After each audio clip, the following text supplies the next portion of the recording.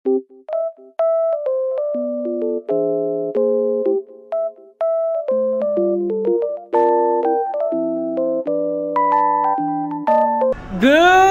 morning, guys! So today is Sunday, July 13, 2025, and I'm currently here sa may Makati area, dito sa may bagong One Ayala, kasi dito yung aking meeting around Makati. So sabi ko, since sa meeting ko pa naman is mamaya pang 2 PM, at para hindi rin ako mainitan na nakamotor ako, nag-decide ako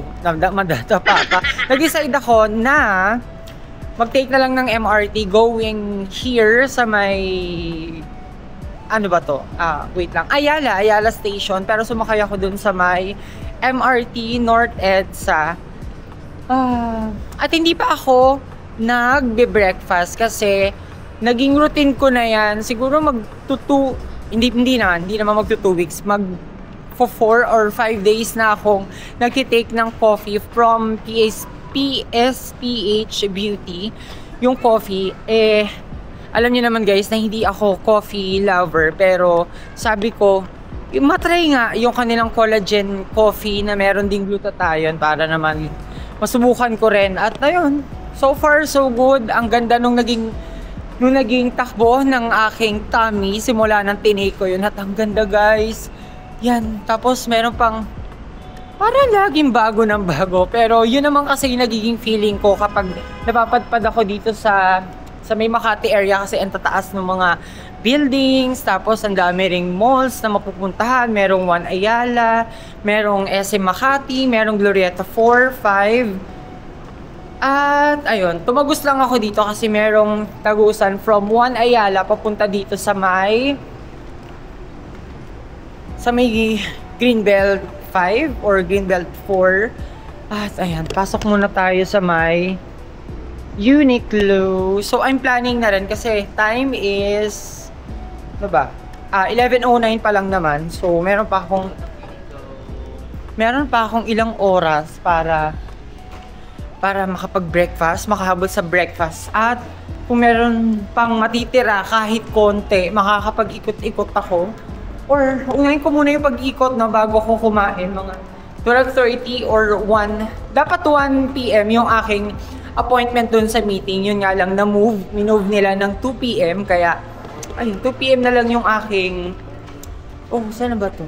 Ay, mali ata ako kasi papasok na ako guys dito sa may Anytime.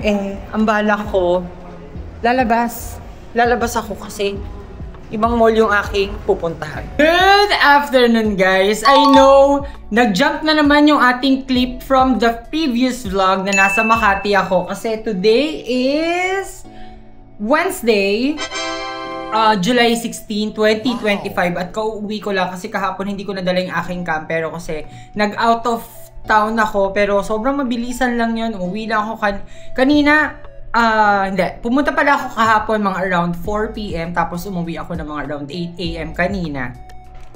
At naisipan ko na dito na lang dumiretso sa may apartment TL since wala rin naman akong gagawin sa bahay sa may Manila. So, pakita ko na lang muna sa inyo yung pinag-groceryhan ni El kagabi kasi since wala nga ako kagabi at in fairness, maaga naman siya umuwi from work. Naggabay na rin siya sa mall para mag-grocery ng konti lang naman. So, first is bumili siya netong instant. Yan, pancit canton na favorite niya. Actually, chili mansi favorite niya. Ako naman ay extra hot. Tapos, bumili din siya netong Nissin na pasta express sweet Filipino style spaghetti. Yan, bumili lang siya ng mga 4 pieces. Tapos, since nakakita nga kami ng Wow, yung Wow kasi na brand ng spaghetti tsaka carbonara, meron sa TikTok. Tapos, nung nakaraan na doon kami nagstay sa may Manila, sa bahay, meron naman kaming nakitang Wow doon sa may Pure Gold, malapit din sa amin. Kaya, ayun. Pero, doon sa mall na pinuntahan niya, wala kasi siya nakitang Wow na brand na carbonara tsaka spaghetti. Tapos, bumili lang siya. Ito yung hinahanap ko na Nissin Pasta Express Creamy Carbonara. Yan. Masarap to guys, sobra.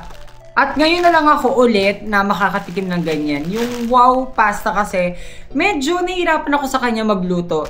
Not unlike dito sa ganitong carbonara pasta. Pero itong kanilang spaghetti, hindi ko pa siya natitikman.